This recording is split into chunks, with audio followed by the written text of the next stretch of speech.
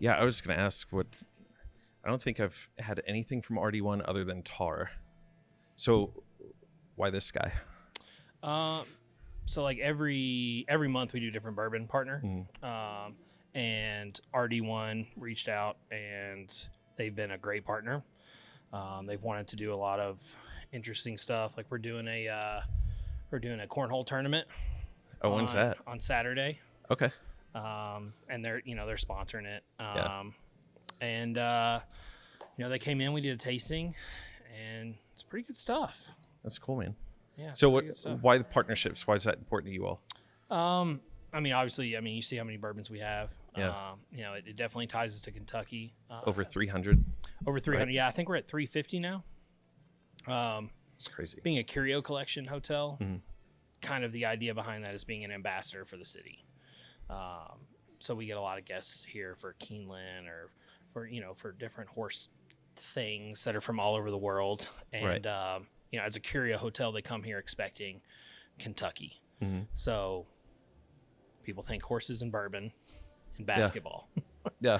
And so we try to give them as much of that as we can. That's cool. And I know that you're from Kentucky originally, right? And then you went away for school and some other things, and then now you're back.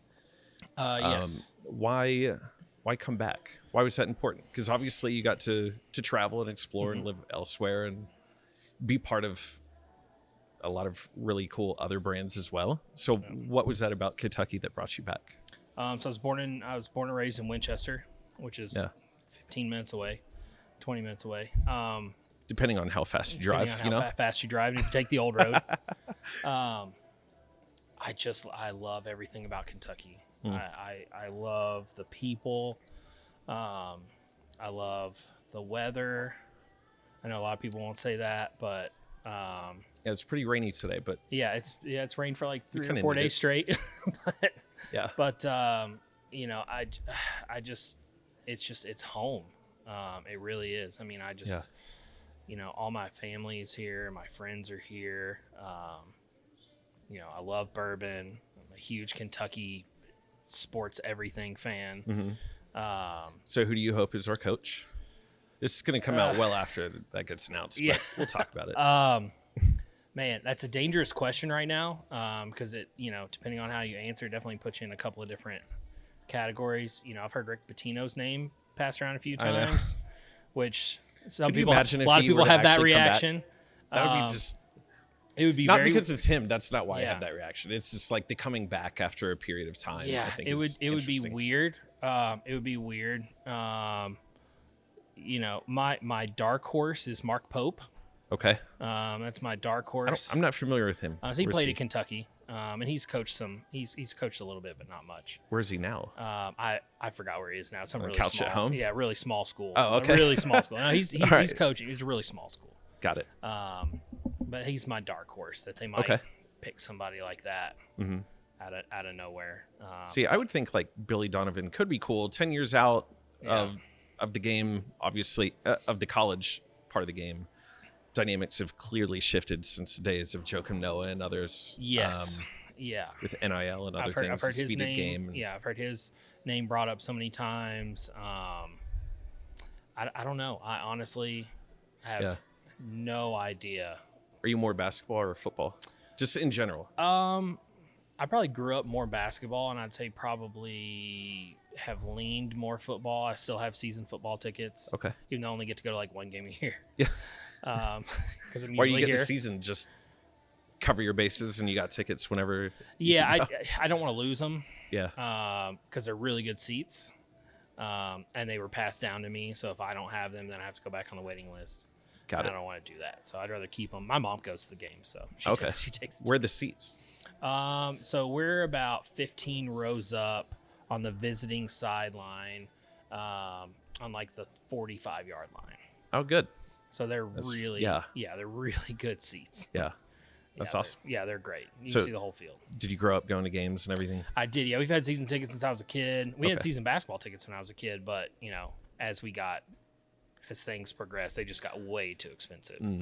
But so we decided to keep the football tickets, or my parents decided to keep the football tickets. Yeah. And yeah, so I grew up going to games, sat through so many UK football seasons of little A lot to of no pain. victories and only beating Vanderbilt Yeah. and all But that's why you had great basketball to sort of, Yeah. to balance that out. Yeah. Yeah, we had a lot of great basketball during that time. So we're just like, just wait till basketball season. Yeah. Now it's kind of the opposite. Now it's like, you just wait till football season because our team's pretty good. Do you think it's good that alcohol's on campus now? I mean, I'm not mad about it. I'm definitely not mad about it. I think it just means more money for the program. I mean, it's just more money for the program. Yeah.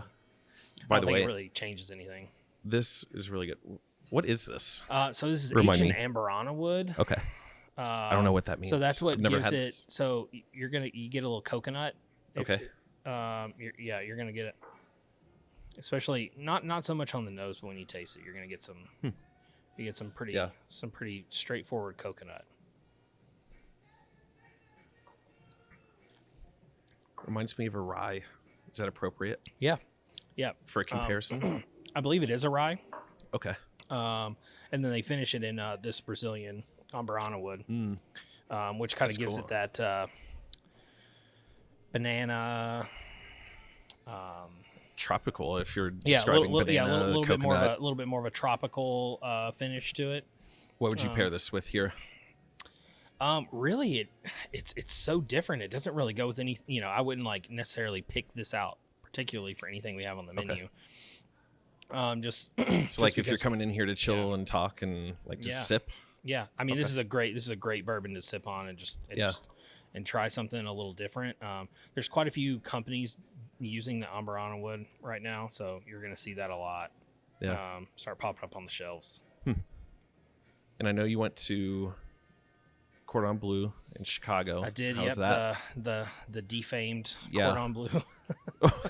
Why do you say it that way? Oh, because they closed down. Okay. Yeah, they got. I didn't know that. They got They got sued by pretty much everybody who went to school there. That they. It's like breaking news to me. Yeah, when was this? A long time ago. Okay. Yeah, long time ago. I don't know why. Yeah, I don't know this. Okay. They essentially the way that they kind of sold their culinary school was if you come here, you're going to graduate and get a high-paying job, and that doesn't happen in this industry. That's not. So how did they it works. sue because they didn't get jobs? They were essentially promised a job. Was the way that they kind of sold it to everybody. Okay. And most people. I mean, even some people that I graduated with were getting out of school and going to work at McDonald's because they couldn't get a job. I think you just described college in general, maybe not just culinary school. Well, I didn't join in on the lawsuit, so I don't know what exact tactics they were using. Got it. But yeah, I mean, it bankrupted them. I mean, they're gone as a company. I mean, they don't exist anymore. How'd you enjoy your time when you were there, though? Culinary school sucked. Pretty much any other school. I was taking night classes, so I was working. Just the intensity of it. Is that what you're getting at? No. Or what? I was working during the day at a hotel. Okay. At the Sofitel Chicago Water Tower in downtown Chicago. And I was taking night classes, so my classes I think started at 6 or 6:30, something like that. So I would work from 5 a.m. until about 3, and then have a couple hours, and then go to class until about 11:30 or 12. Wow. And you were doing it right, though. You were filling up the time. Yeah, I definitely had no time to do anything else. But a lot of the things that I was learning in culinary school kind of contradicted what I was learning in the restaurant, on the job. So it was. I can't help but laugh because all I hear is college. Yeah, I mean it's This exactly is my what entire college experience you're describing. I would go to I'd go to work and I would try to do something that I was shown at culinary school and be like, why the hell are you doing that? What? What's an example? I mean, just technical. A lot of some technical stuff. I mean, so culinary school, like college, teaches you the history, the basics, the 4+4, that kind of stuff. Working in a restaurant, it doesn't really teach you how to work in a restaurant. It doesn't really teach you how to work in a kitchen. Like what Culinary parts school got doesn't. left out? Basically, the intensity of it, the long, they don't talk about the long hours. They don't talk about, the missed holidays, the missed weddings, funerals, birthdays, long nights, weekends. Can't imagine why they don't sell you on that, Yeah, come to school here so you could miss everything in life. Yeah, exactly. Yeah, they don't talk about any of that stuff. Yeah. And that's one of the first things that I talk about with a young chef or a young cook that wants to come in, and it's like, hey, I'm thinking about being a chef. I'm like, okay, here's all the bad stuff that I can possibly think of.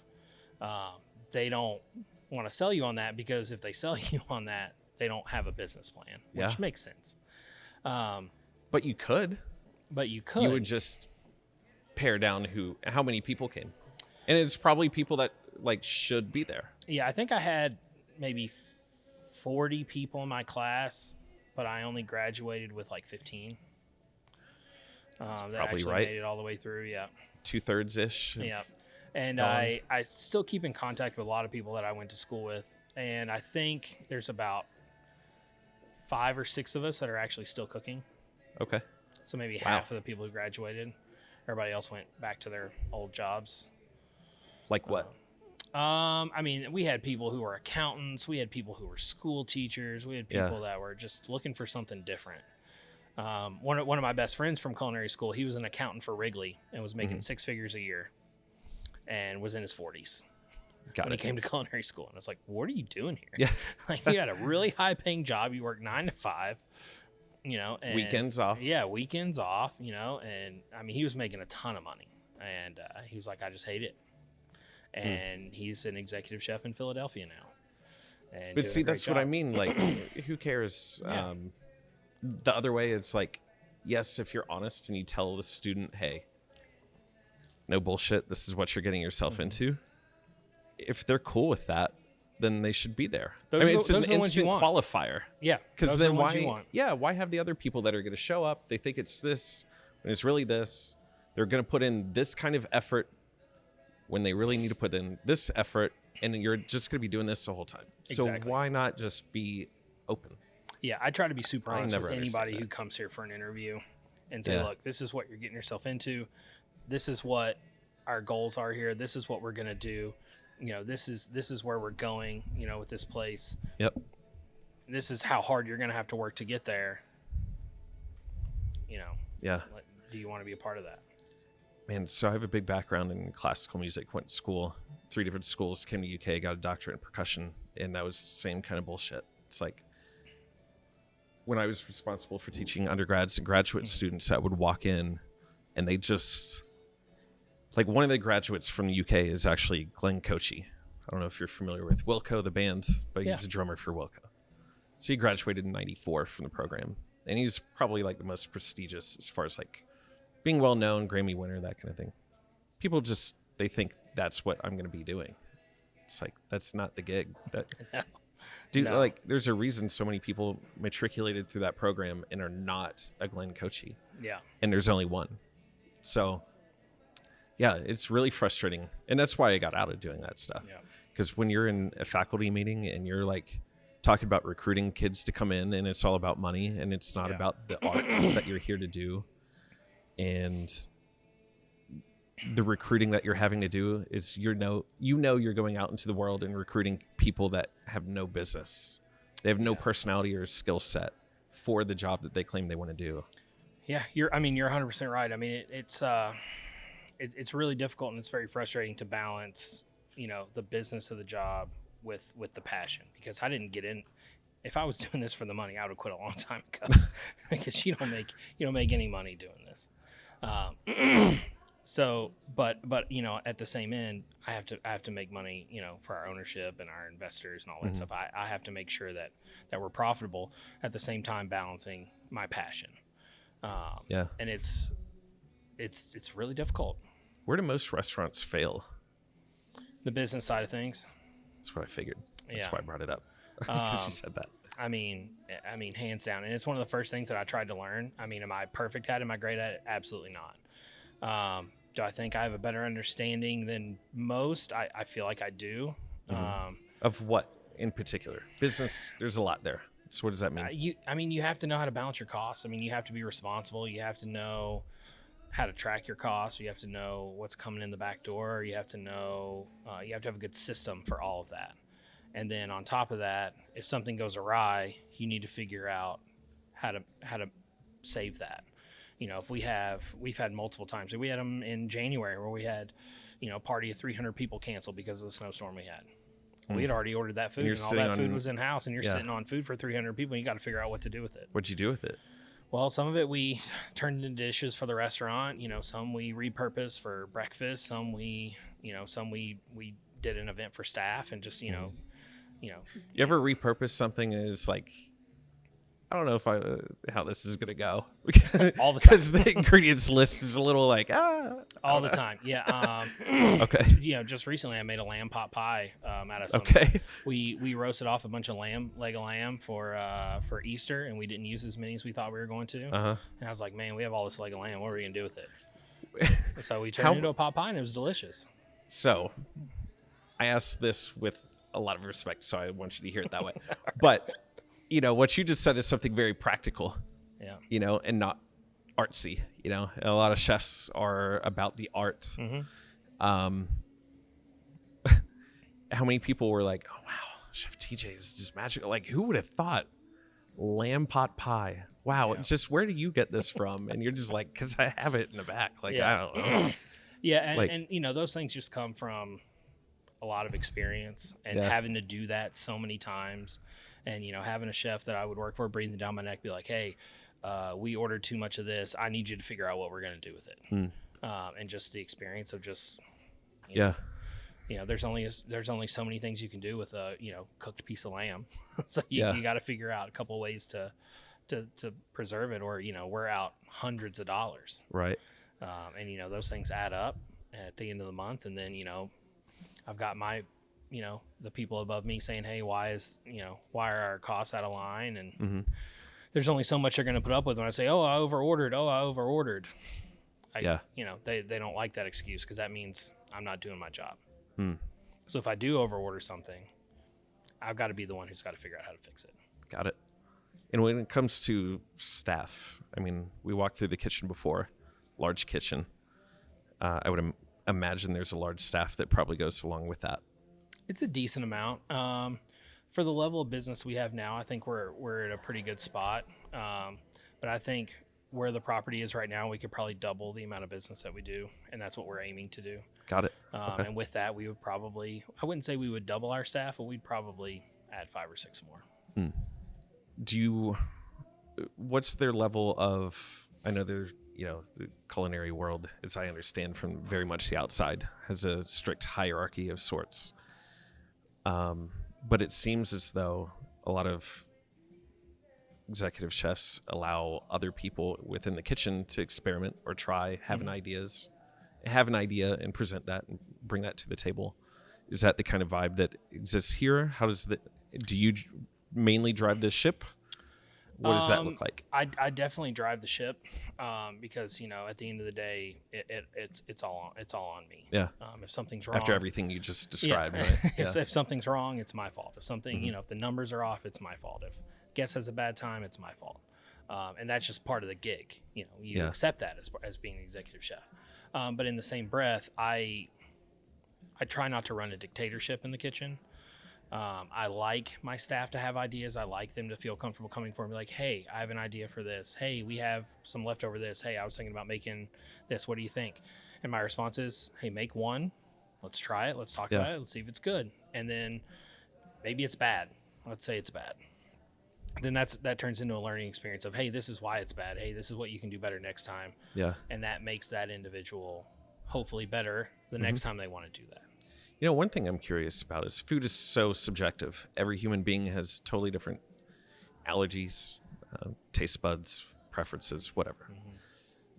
How do you arrive at what good is versus something that's just, not really, shouldn't be on the menu quite yet? It's another difficult one. It's very tough. So it's, kind of my process is there was a time in my career where I wanted to put everything on the plate with tweezers and, everything super fancy and molecular gastronomy. And, Is that from school? Go crazy. Is that where that No, came that's from from? a lot of places that I worked in Chicago. Okay. And I enjoyed that, and I still enjoy that to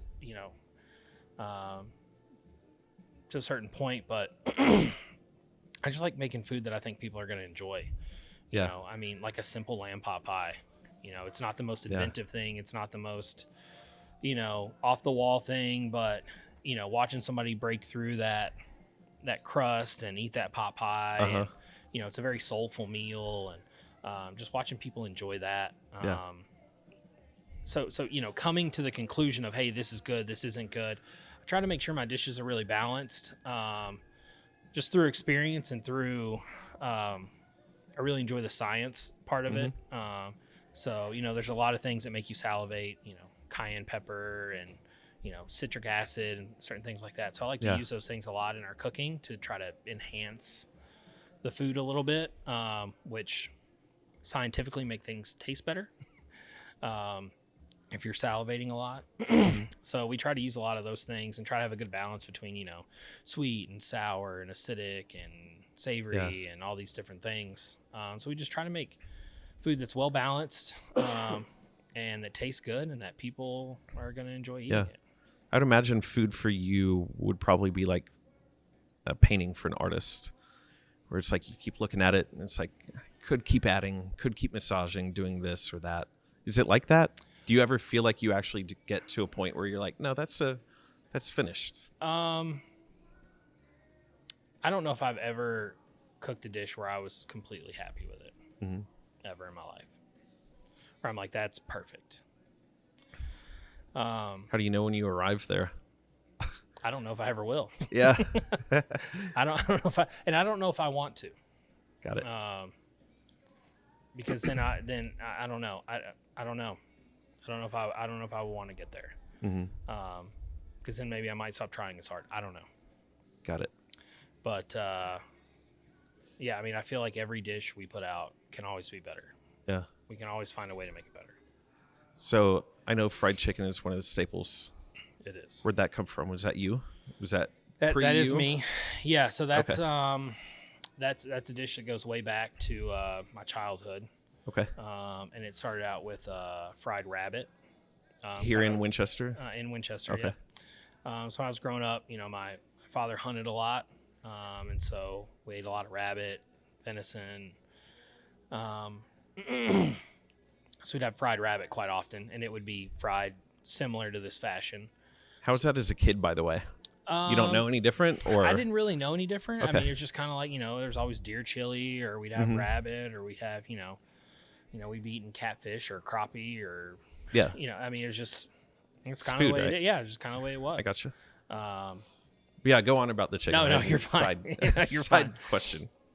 And so I was opening up a restaurant with a friend in Chicago, and we went over to his house, and the investors came by to have a tasting. We're gonna be like, all right, this is what we're thinking for the opening menu. Like these are the ideas. This is where we're going. And they wanted a very high-end fine dining menu. But the kicker was the building that they bought to build this restaurant in came with a tavern license. In Chicago, they don't issue any new liquor license. They might have changed this by now. You just lose one and they gain one. Yeah, you move it around, and you can buy them and sell them, and it's very shady. Is there really like a secondary market for that? There was when I was there. I don't know if it's still that way now, That's but funny. it was. I mean, this tavern license was one of the very few 5 a.m. liquor licenses in the city. Okay. This building came with one. I think they paid like $11 million for this tiny little building. It was insane. Wow. So what we had to do to keep that was we had to serve food up into an hour before we close. So we had to come up with a late night menu and hire a late night staff, but still have a nice high end product because we're going to have very high end guests. So, after 11 o'clock when the restaurant closed, we had this late night menu, and the restaurant turned into more of like a cocktail lounge kind of a situation. So they could keep that liquor license and make a bunch of money. So the fried, what I initially did was fried rabbit, which was proposed for that menu. And they're like, yeah, this is great, but I don't think anybody's going to want rabbit in downtown Chicago where they're drinking, $30 cocktails. I was like, well, we can do it with chicken. So we ended up doing it with chicken. Which, by the way, to stay on that point for a second, why could you not just try it? You put rabbit on the menu, it either works or doesn't. I mean, I wanted to do rabbit. But, so this sounds like one of those, like we're trying to find the perfect thing before we even launch and try something. Yeah. And that sounds like that's not you. I want to try things and see how it works. I want to try things and see how it goes. Okay. But they were very adamant, and they, signed my paychecks. So, sometimes we're doing chicken. Sometimes you got to pick your battles. Yeah. And there's definitely some hills that I'll pick to die on, but that wasn't one of them. I said, chicken, whatever. It's fine. We can do chicken. It's like chicken's easier to work with. It's easier to teach the cooks how to work with. So we'll just go with chicken. So very quickly it became like a cult thing. Mm-hmm. People would come in at 9 or 10 o'clock, put their credit card down and say, I want 15 orders of fried chicken. And they'd be, and we could only, the size of our kitchen and our team, we could only produce about 30 orders of fried chicken a night. That's all we could do. I mean, we didn't have a fryer space. I mean, our kitchen was, you saw that kitchen. That kitchen was probably a tenth of that size. I mean, It was a closet, essentially. So that's about all we could do. So, so people would come in, they would come in too late. Like, oh, the fried chicken sold out. All right, well, I'm coming in at 9 o'clock and I'm going to pre-order a bunch. So that started happening. So as the story goes, some Secret Service agents came in and ate it one night. All right. And they told now President Joe Biden about it, and we delivered it to his airplane. Oh, cool. When was this? I don't know, when Obama was president. Okay. So then we ended up also delivering it to Obama's plane as well. And then Michelle Obama tweeted about it, and it just became this thing. Yeah. And we just could not keep it in house. I mean, we just sold out of it every night. People were coming in. The mayor of Chicago would come in. Some players from the Bulls would come in. Some players from the Blackhawks would come in. Mm-hmm. And everybody wanted the fried chicken. We're over here trying to do this like Michelin star, like super fine dining menu. In this tiny place. And in this tiny little place with like 30 seats in the restaurant. And like everybody's like, oh, I want the fried chicken. So it just turned into this big thing. And so after I left there, I didn't make that fried chicken for a very long time. Until our PR company over there found it online and we're like, we got to do the fried chicken. And did you not want to do it? I had no intention of putting it on the menu. Why? It's very prep intensive. It's so we're cutting the fried chicken is what I just heard. Yeah, and it's more than just cutting it. We get the whole chickens. Oh in. No, I mean like we're off the menu. We're done with it. Yeah, no, absolutely not. Okay. No, I think I would probably lose my job if I took it off the menu now. Okay. Because it's already becoming a pretty big thing. So then, thank you, Boxcar, for putting it on the menu. That's what I heard. Yeah, okay. I mean it's a double-edged sword because it's very hard to prep.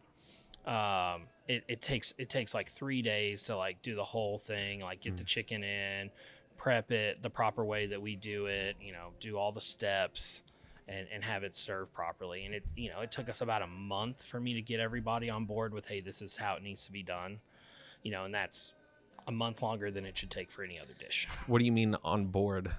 Willing to do it or understanding the process? Both. Well, willing to do it doesn't really sound like an option. It's not, but it's okay. it's so the way it's prepped and the way it's handled and the way it's done is so different from anything else we do here. It's just like just kind of throws a wrench in everybody's day. Got it. But now that everybody's kind of on board and comfortable with making it, where you kind of get into a groove of. We're going to prep 15 today because we have this many people on the books. Oh, we're going to prep 20 today. And everybody's kind of, we've gotten the cycle going now. So it's, once you get it going, it's not so bad, but getting it started is rough. Got it. Okay. It's so prep intensive. Yeah. Well, I mean, obviously it's doing well, so it's important. It is. To keep it. People enjoy it. I mean, people like it. Something as simple as fried chicken. People love it. Yeah. What else on the menu is something that you really enjoy making? Less prep intensive. we've got a lamb dish on the menu right now. It's pretty fun. We're doing some lamb chops for spring. They're pretty fun with like a balsamic and strawberry glaze and some Middle Eastern couscous. So it's pretty fun. It's a pretty simple dish, but it's good. We have a great porchetta on the menu, which you'll get to see here soon, which is pretty fun. Our deviled eggs are a big hit. We change our deviled eggs seasonally. So right now we're doing like a kind of like an everything bagel deviled egg. Cool. With like smoked salmon and like an everything bagel chip.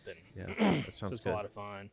Our chicken wings are a huge seller. We smoke them in-house. We have duck wings that people love. We make in-house. Those are, I'd say, probably some of the most, popular dishes on the menu. Yeah. That's cool. So I'm curious, you live this life. Do you ever go home and watch things like Food Network or Chef's Table or any of these kind of things? Netflix has had some pretty good, they had a pretty good run of some pretty good,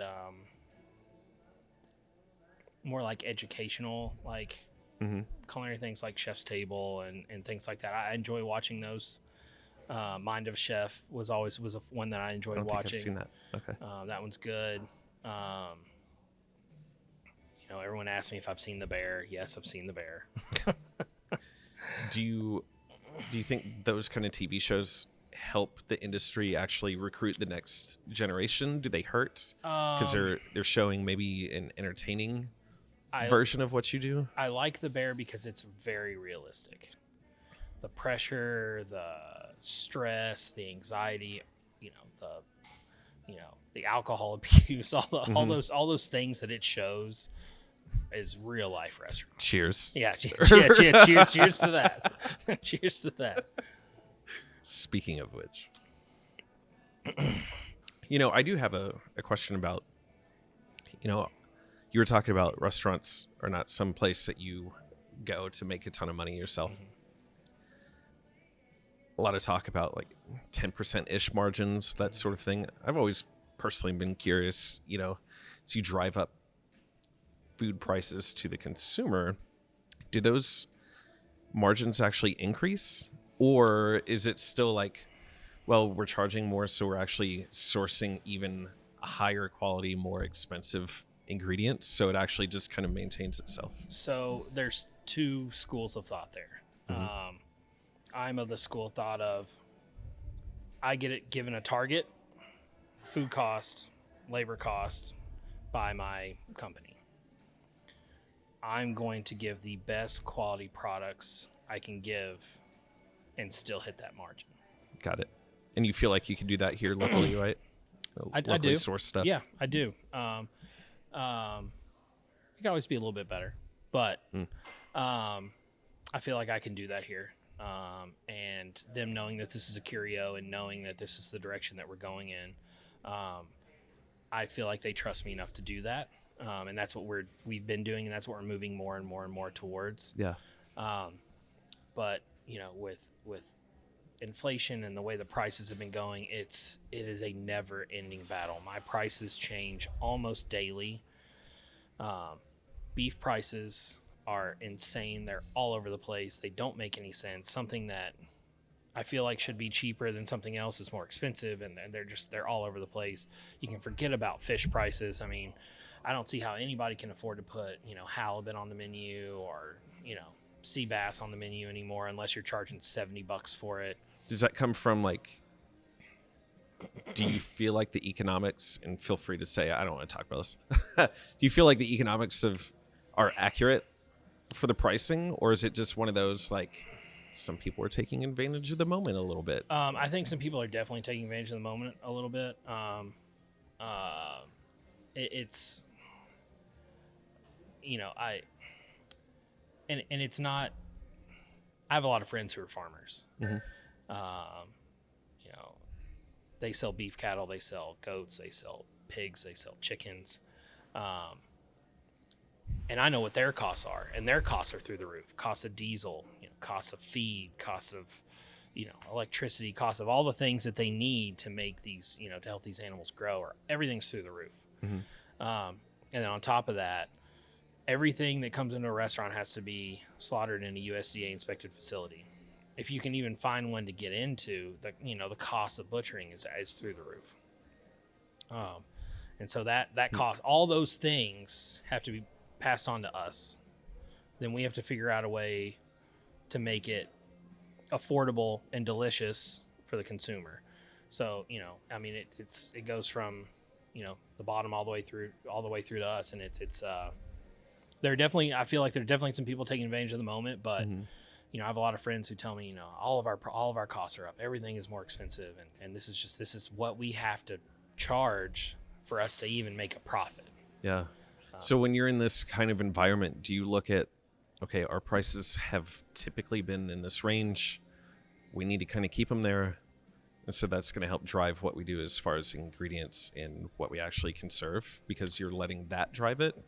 Or is it we want to keep maintaining the level of quality and innovation and curiosity with food, and it's just going to have to go up? So it's kind of a balance between those two things, because we want to keep innovating and pushing the limits. So when I got here, the menu was like just sandwiches. There was just only sandwiches on the dinner menu. We didn't serve breakfast. We didn't serve lunch. We didn't serve brunch. Now we serve breakfast, lunch, brunch, and dinner service and room service. So all those things help the revenue and help us, be able to spend more money on higher end ingredients and more interesting things. But at the same time, I don't want to have a bunch of $50, $60 entrees on the menu. Right.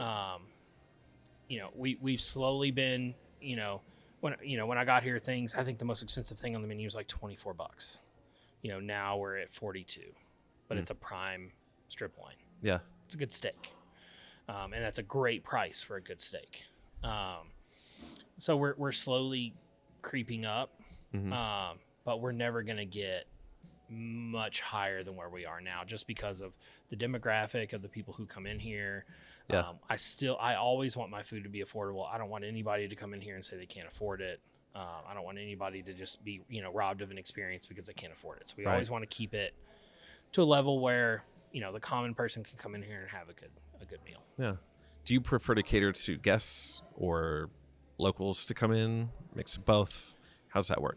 We have a good group of locals that come in. Travelers will, give you the flashy numbers, but your locals are there when nobody else is. So you need a good balance of both. When it's the middle of July and it's 95 degrees outside and there's no one traveling to Kentucky because there's nothing happening, that's when you need your locals. Yeah. When it's Keeneland like it is now and we're bursting at the seams, you could even get a parking spot. Yeah. I literally feel like I parked in Mars because I walked so far. Yeah.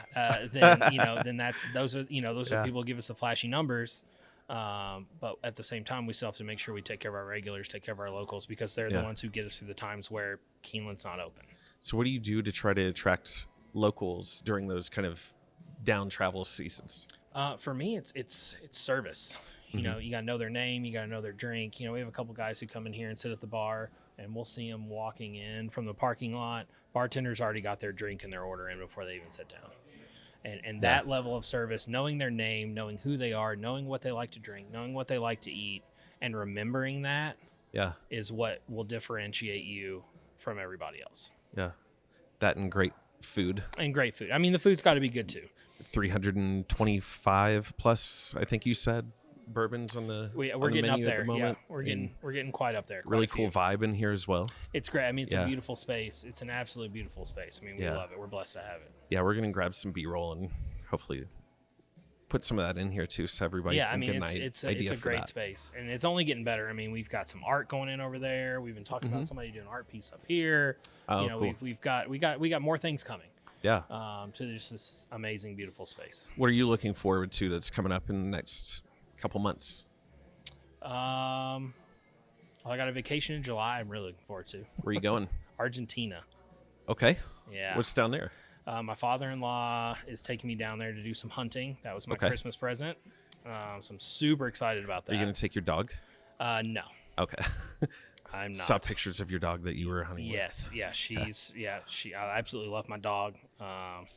I take her everywhere I possibly can, but she's not going to Argentina. Yeah.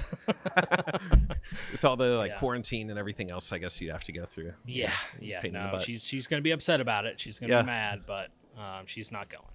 Where are you going to hunt? Where? What? So we're going to be hunting doves and ducks. Okay. Yeah. Got Should it. be a lot of fun. Huh. Should be a lot of fun. Have you been down before? Never been down there. No, never been down there. So why going there? I don't know why. Is this something he's driving? Yeah, something Okay. he set up and gave it to me for Christmas, and I was like, "This is the greatest Christmas present ever." Yeah, that's cool. So super excited about that.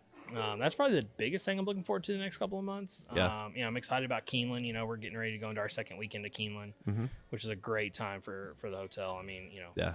we make a lot of money, we make a lot of people happy. We cook a lot of cool food. And it's just a great vibe in the hotel when Keeneland's going. Yeah. Well, tell me real quick, what are the 3 things that we're going to see in the kitchen? So we're gonna see the deviled eggs, which we talked about. We're gonna see the infamous fried chicken, and the porchetta. We're not just going to see it, right? Yeah, you're gonna get to eat Okay. some. Yeah. All right, good. Yeah, you're gonna get Because to we're snack sitting some. here talking about food, and I'm like, and some bourbon, and it's like I could eat something right now. I Yeah, think. you're gonna get to snack on a little bit. Cool. Well, do you want to go back there? Sounds good to me. I have something Going into the depths a little bit. I have something doing. Yeah. Cool. Hey, how are you? Doing great. Video or pictures? Oh my. No, it's like live right now. Yeah. Cool. All So right. talk to me about what we've got going on. So we got the deviled eggs, Salmon. yeah. What else is in here? salmon, and so it's kind of like a breakfast, everything bagel situation. Yeah. So there's some cream cheese and the salmon. Then you've got a little everything bagel chip underneath, so a little bit of crunch. How'd you come up with that? Actually, one of my sous chefs came up with it. Okay. We were talking about So some back to different. what we were talking about. Yeah, back to what we were talking about. Yeah. So we were talking about some different options. And so that's one of the things that constantly rotates on the menu. And those are kind of the opportunities I like to give, my staff in the kitchen. Like, hey, this is going to change every 4 months. Yeah. So every 4 months you can come up with a new idea. We can test it out. We can try it. And if it's good, we'll put it on the menu. So how long before a new item needs to come out are you guys actually starting the testing process? I mean, it pretty much never stops. Okay. So if somebody gets an idea and they wanna cook something, want to make it, we'll start working on it and start workshopping it and see if it works. Yeah.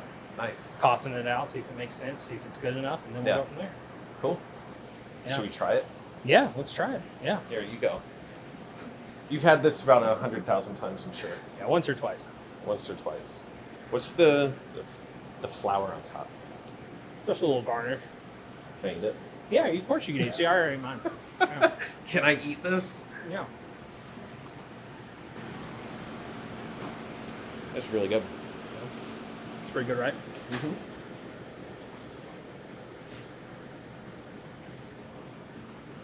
It's always weird watching people eat on a TV show because it's like, silence. Yeah. I'm going to finish this while we talk about some chicken. Yeah. We're just staring So into each other's eyes. We eating. should. Yeah. Yeah. Yeah. It's a very intimate moment here.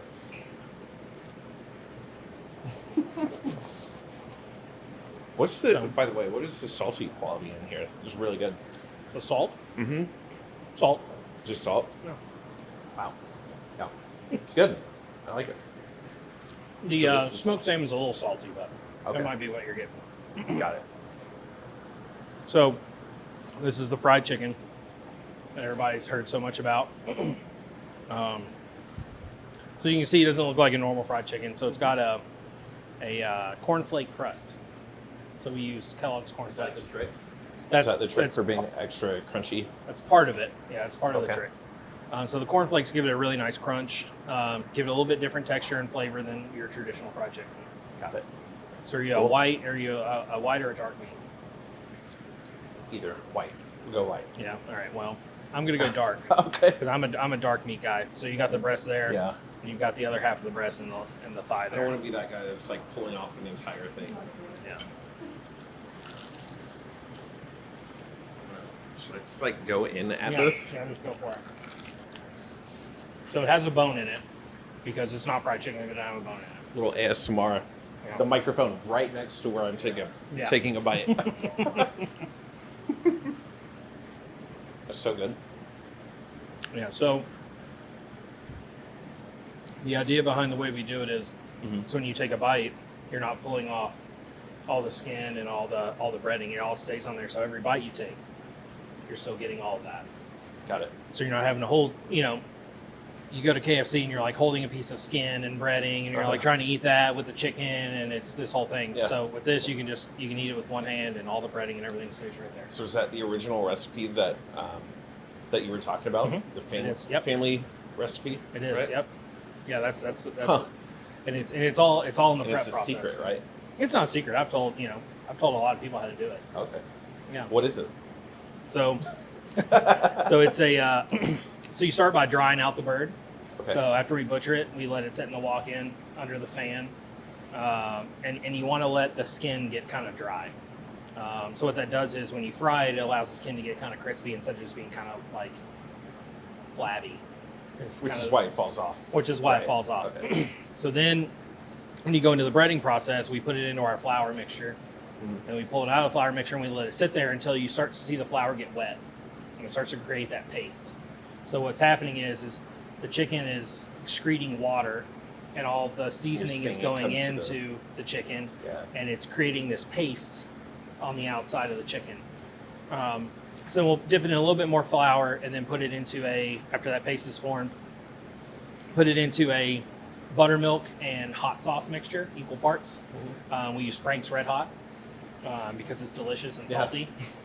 And then we will put it into the breading mixture, which is Kellogg's Corn Flakes and panko. And then we'll do the same thing. We'll let it sit there for a little bit and get nice and a little wet, like kind of also create that paste. And so then when you throw it in the deep fryer, everything sticks together because it's all melded together. It's all one piece. Yeah. And really good. Yeah, good. Thank you for sharing that. Yeah, you're welcome. Is this for me? Yeah. Thanks. Yeah. I'm just going to sit it right there for the moment while we finish up. Cool. And then finally. And then this is the new porchetta dish. This is a rolled pork belly that we roasted in the oven and then seared on the flat top. And then we've done a house-made focaccia and some cherry tomatoes and some burrata with some balsamic and olive oil. Nice. So it's kind of like a burrata salad, like a pork burrata salad. So it's a lot of fun. Yeah, so we need a fork. Get for it that. all together. So let me grab a fork for that because we don't have those. Yeah, this salmon is really good. I'm going back for some. This. What's that? Salmon. It's a fish, Noah, Gracias, gracias. from the Atlantic Ocean.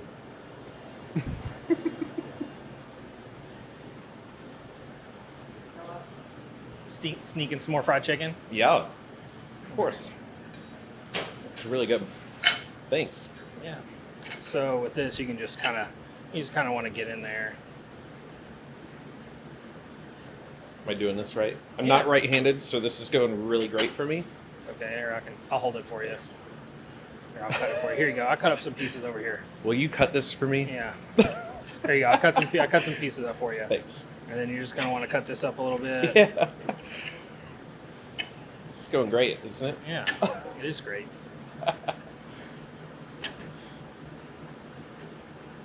Yep.